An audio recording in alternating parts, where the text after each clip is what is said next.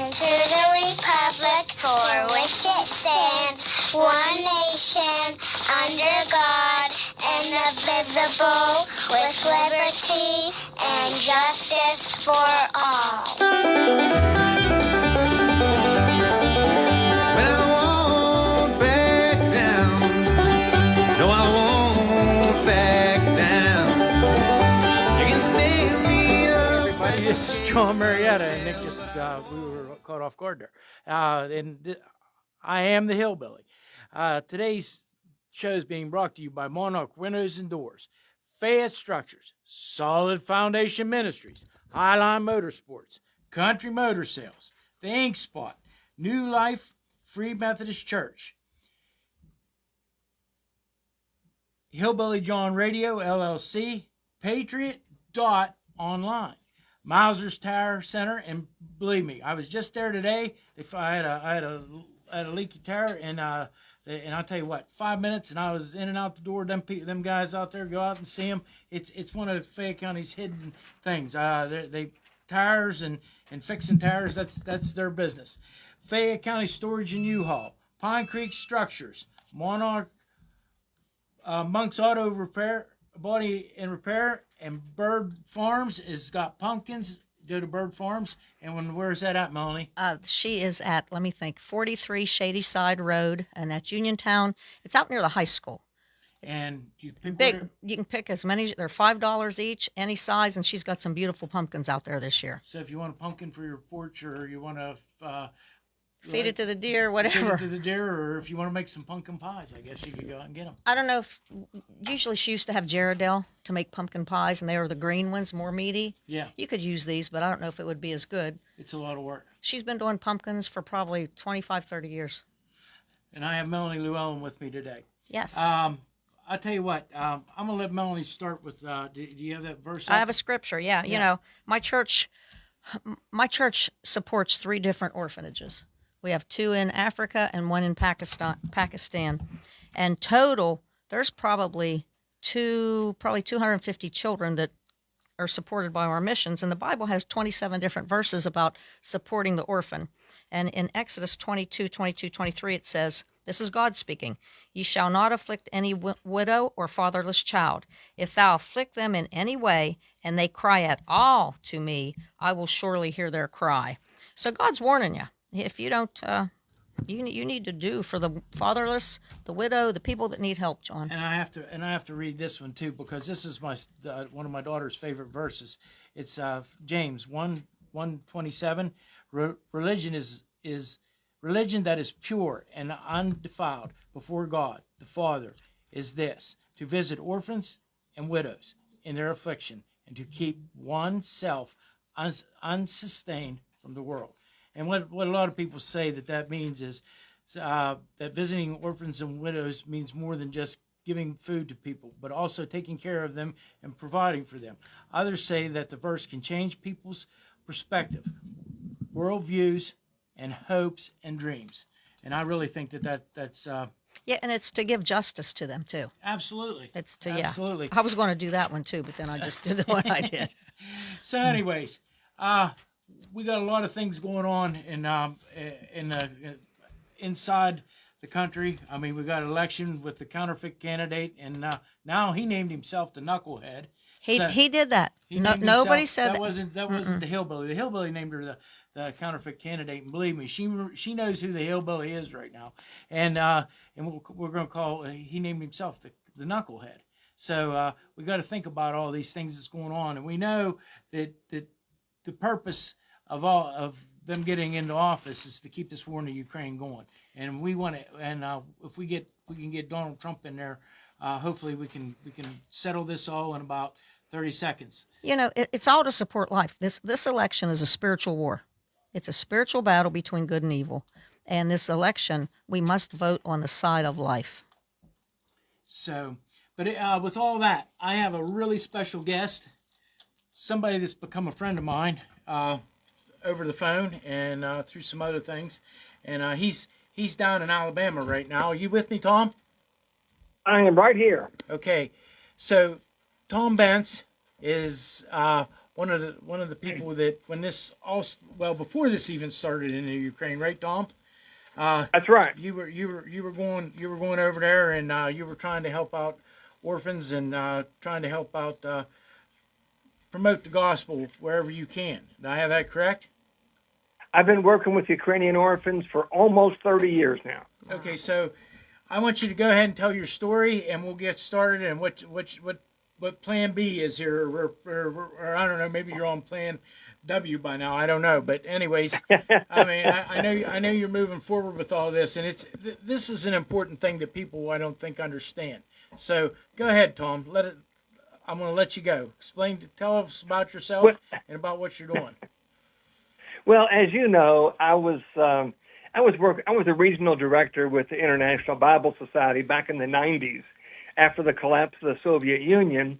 A project that I was working on was to put age-appropriate scripture in the hands of every orphan in the former Soviet Union, more than 1 million kids. So the first time I went over in my capacity, as one of the leaders of this movement, I based myself in a Ukrainian orphanage. And all I can tell you, I mean, the only way I can describe it is that when I walked in that orphanage door, by the next morning, those kids had crawled inside my heart, and they have not let go until this day. So it took about 2 years for me to spin off from the Bible Society and to plant the roots of what is now Bridges of Faith. We've been working with Ukrainian orphans all these years. Everything you can imagine, from summer camps to healthcare to leadership development, standing with orphanages. When the war broke out, our first task, our whole paradigm of ministry changed completely. I mean, we've been working to help kids find forever homes, and we helped about 200 kids find their forever home. But when the war broke out, our paradigm of ministry completely changed because the first move was to get kids to safety. I mean, missiles were flying, bullets were whizzing by, and we worked to get kids out of eastern Ukraine into western Ukraine and also into Poland and Romania. One of the big issues that not many people realize is that organized crime was more prepared for this crisis than any government or non-government organization.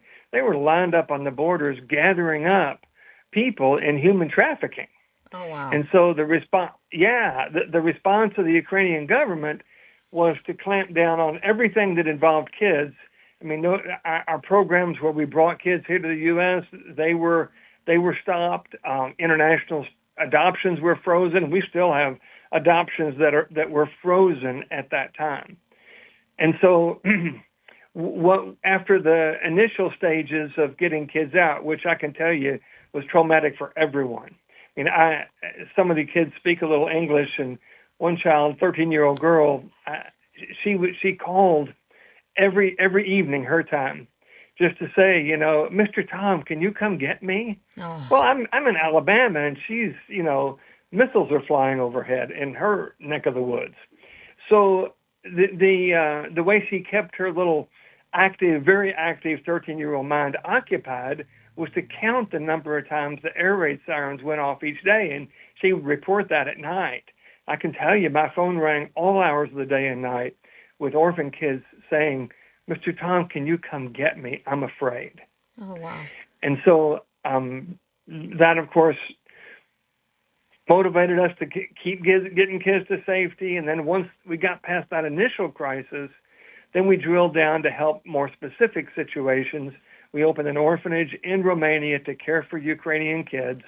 And then because of the language difference, we opened a Ukrainian school to educate Ukrainian orphans and other Ukrainian refugee children in that area. Of course, we still have programs going on inside Ukraine and in other places, but that's really where we are today, is caring for those kids and trying to educate them and helping them deal with the trauma. They've got double trauma. They got the trauma that caused them to be an orphan, where the people who, by all rights, should have been their staunchest natural protectors, they deserted them. by one reason or another. The child reads it as abandonment. Mm-hmm. And then, of course, the second trauma of war and the things that have happened to them. We already have kids that we have worked with, whom we have worked with, who have lost their lives fighting the war. So Wow. So that's where we are right now. I'm really I can answer questions. How I do can you tell fund all stories this, Tom? How do you fund all this? from church to church. Let's and house to house. just get to the nitty gritty. How do you move these children? Where do you get your help, your financing? Well, he actually rented cars. And Tom isn't telling you the whole story. They actually rented cars in Romania and in Poland, right, Tom? And they took, they drove in to the Ukraine as far as they could get, and they would bring kids out. They would take supplies with them, and Wow. they would take all the. Am I right, Tom? You'd pack these cars. You're as full as you absolutely could, right. And they take supplies in, whatever they could take, and whatever they could get their hands on, and they would take it into these people, and the Ukrainians, and so some of them would get a meal. Some of the kids, and one of the things that really I have a hard time with it, but you brought kids out. The only thing you knew about them was they had their name written on their arm and with a marker and a cell phone number for one of the parents or both of the parents, so you could contact them and at least say that they were safe. Or you got What, them out of the country. they got separated? Because mom and dad's fighting in the war. Oh, I got it. I got you. So actually, they're not orphans. Their parents had to go fight. And this proxy war has to stop. It has to stop. We can't keep funding it. It has to stop. Somebody needs to get to the table, and we got to negotiate and get this taken care of. No matter Well, Trump says he'll be able to do that. and yeah. But anyways, go ahead, Tom. Am I correct with everything I've said so far?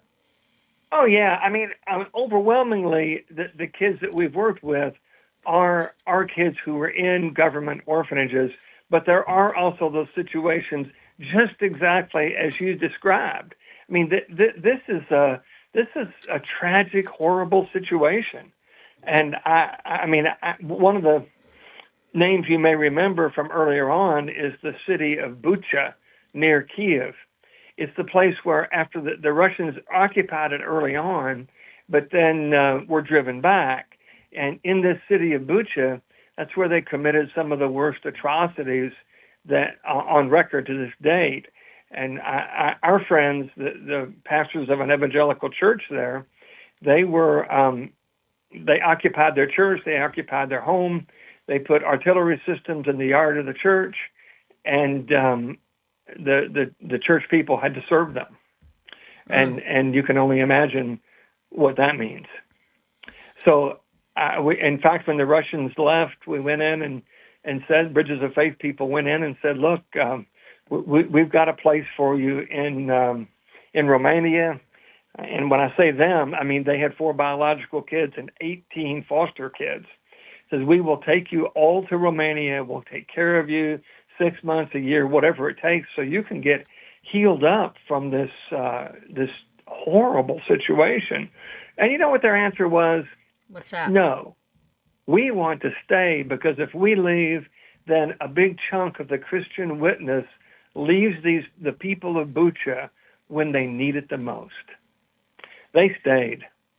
Their house was literally in shambles. I mean, there were walls missing, parts of the roof missing. They stayed with their 22 children, and we have helped to fund them to rebuild their facility there and to begin reaching out into the city with the hope of the gospel and with humanitarian aid, of course, as well, because that's what Jesus would do.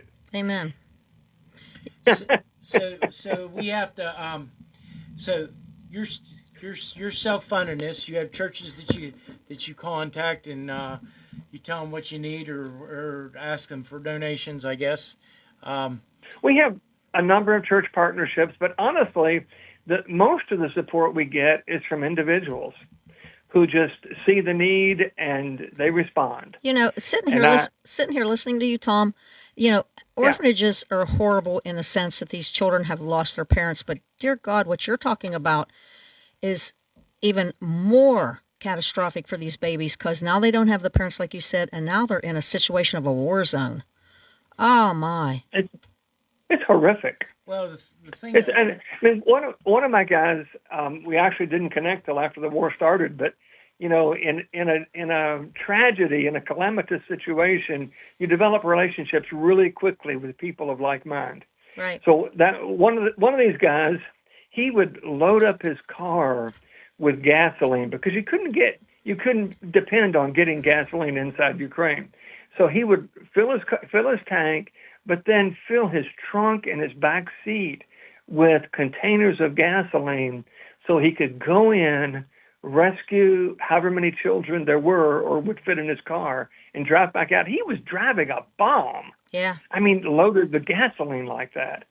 The courage and the self-sacrifice that we have seen is unbelievable. And frankly, it just seemed very unfair. I mean, I'm an older gentleman. I am in my 70s. And so younger guys were doing a lot of this work. I'm sitting in front of my fireplace. My dog is sleeping peacefully at my feet. And I'm on the phone with these people who are sacrificing themselves, risking their lives to help others. It has been a very dramatic situation. Wow. Well, I talked to some people at my church, and yes, we do want to support you, but I need to know, where do I do that? How do I do that? Where do we send the check to?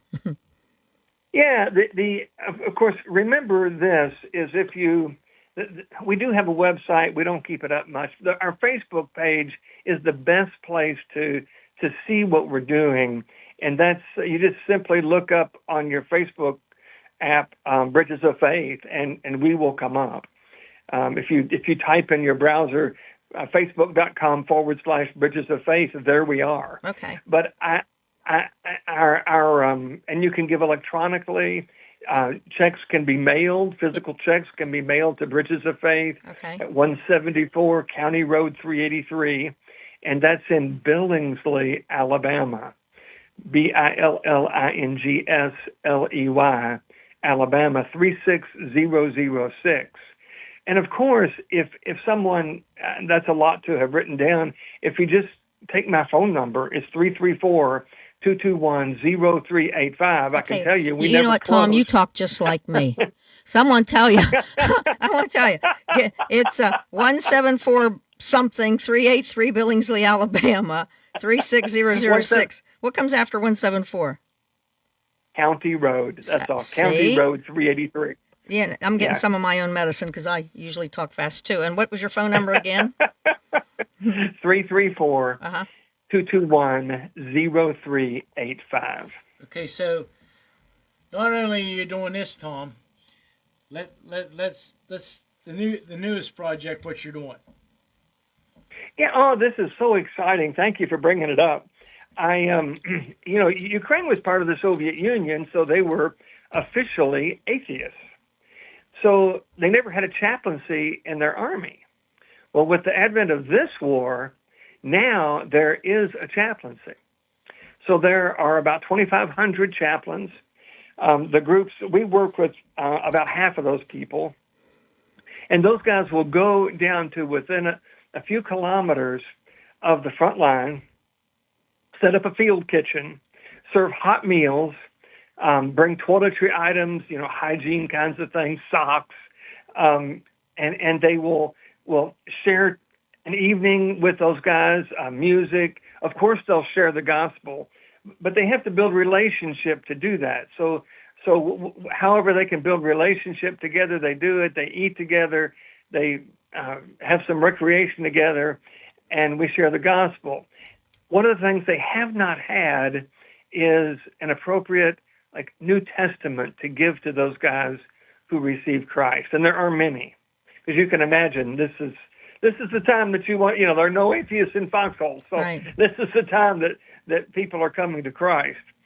Now, what we have done is we developed a partnership with what was the International Bible Society. It's now called Biblica. And we are in the process of printing 20,000 Ukrainian military New Testaments, first of its kind. They've never had this. So this is a military New Testament. It's got a non-reflective outside cover. It's got the soldier's prayer, the plan of salvation, verses that are particularly helpful in certain situations. And then interestingly, this New Testament is waterproof.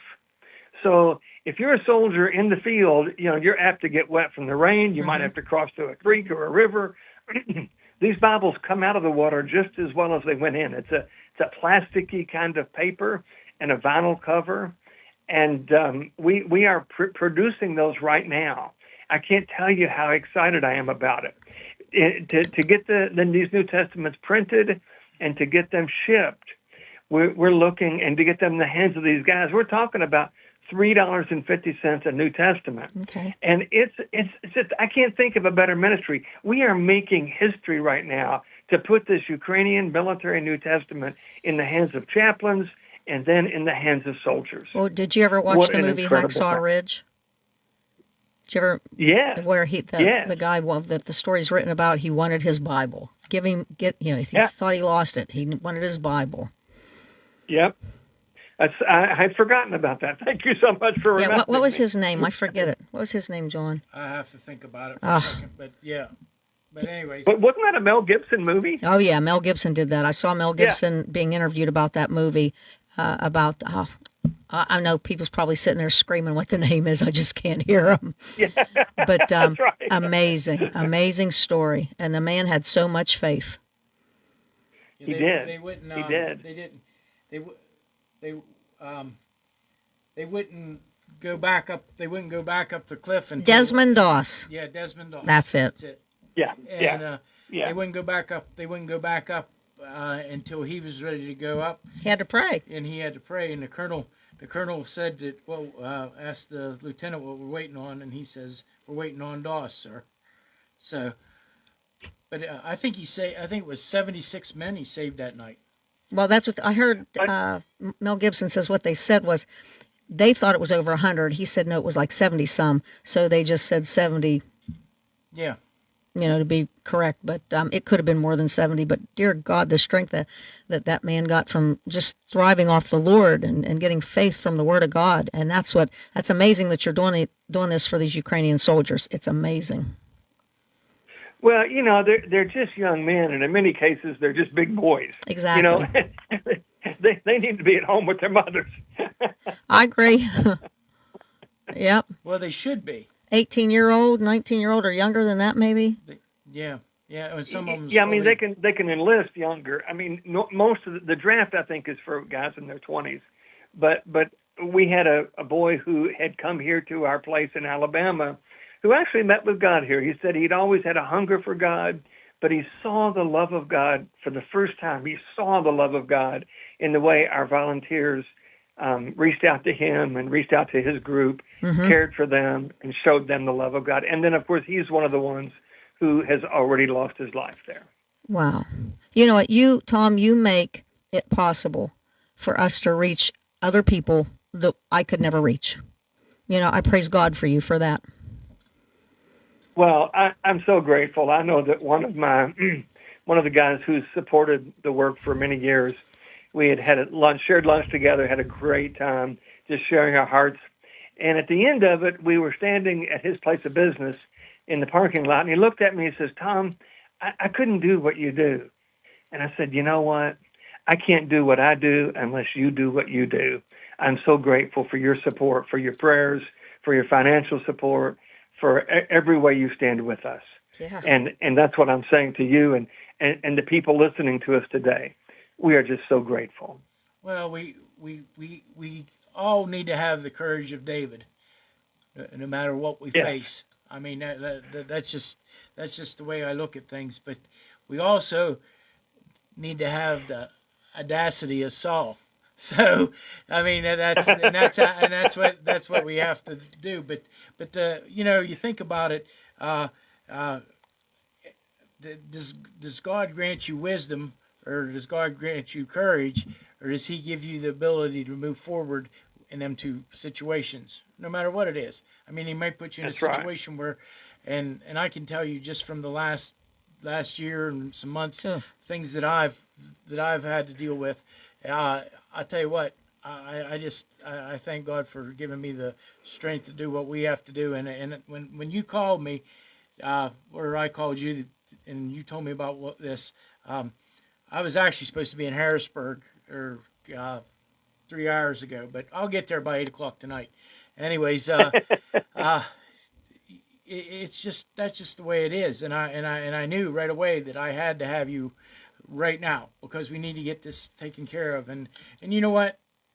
If you're listening to Tom right now, if you're able to do anything for him, call him, and he'll greatly appreciate anything. That's where we're at. And Tom, give us your phone number one more time, slowly. Yeah, my my phone number is area code 334, and then 221-0385. 334-221-0385. And one thing I want to say, that this isn't about any particular. This isn't about politics. This is about doing the right thing for our fellow human being. And I know there's people in Tennessee hurting now, and in Send to them too. and northern Alabama. Yeah, we did. And different places. You're in Tuscaloosa, right? No, we're actually between. We're in nowhere, Alabama. You're nowhere, between Birmingham and Alabama. Okay. Between Birmingham and Montgomery. Okay. For some reason, I was thinking it was Tuscaloosa, but anyways, and Roll Tide, man. yeah, yeah. Well, we'll see what happens when they get some other teams here. Anyways. That's right. That's right. Yeah, it looks like Alabama does have a pretty good football team this year. So, We're pretty strong. We'll see. How do we get But from we're not the orphans only ones who are to strong. football? Yeah, I know. everything surrounds football. No, it doesn't. So Tom, do you like football, Tom? Absolutely. Do you? Oh, I'm from jeez, Alabama. I'm outnumbered here. yeah. But anyways, I really, just like Melanie said, I mean, you make us able to help you so you can do other things and whatever, we're a phone call away. Yeah, So, and it's what Thank you God so expects much. us to do. God expects His body to do these things. So, Yes. Yes. You ask how we were supported. It's by men and women who just simply, God lays it on their hearts and they do what He leads them to do. I would never ask anyone to divert their giving from North Carolina or any of these hurricane victims. But if we all do what the Lord calls us to do, then everyone will have enough. yeah, that's right. and I appreciate you, Tom. Hey, God bless you. You too. We're just about a minute away from being out of time. And one more time, give us your phone number. Phone number is 334-221-0385. 334-221-0385. And My it's- name is Tom Benz, like Mercedes Benz. And it's Benz. And I Bridges, so appreciate and that. it's Bridges of Faith if you want to go on Facebook. Bridges of Faith. Yep. Okay, Tom, we're gonna cut you loose, and I'll talk to you probably before you get. I know you're leaving soon, and we'll probably talk to you before then. Okay. Thank you, brother. I appreciate it. Okay. Nice meeting you, All right. Tom. Hey, Yes, Melanie. Thank you. hey, we're gonna we only got like a minute left, and I think Melanie pretty much with all the election. I seen a poll today where it looks like Donald Trump's pulling ahead in Pennsylvania. Well, do you want to go into that? No, but I'm just Okay. going to give it briefly. We don't want to go into Praise that. God. But I think you said it correctly. This is about this is about good and evil. The other thing I want to mention is Bird Farms is at 143 Shady Side Road, Shady Side Road Uniontown. in Uniontown. I- So go out and get a pumpkin. Support, Richard's farming. I don't even know if he knows how many acres he's farming. Oh yeah, he knows, but it's a drought year. Yeah. And God bless the pumpkins, but the corn and the soybeans aren't. They had a rough year this year. Yep. So, anyways, we're going to close up the show, And I appreciate everything everybody does for me and listens to the show and all the support I'm getting now. So, on this road called life, you have to take the good with the bad. Smile when you're sad, love what you got, and remember what you had. Always forgive, but never forget. People change. Things go wrong. Just remember, the ride goes on. God bless each and every one of you, and God bless America. I am Jon Marietta, and I am the Hillbilly.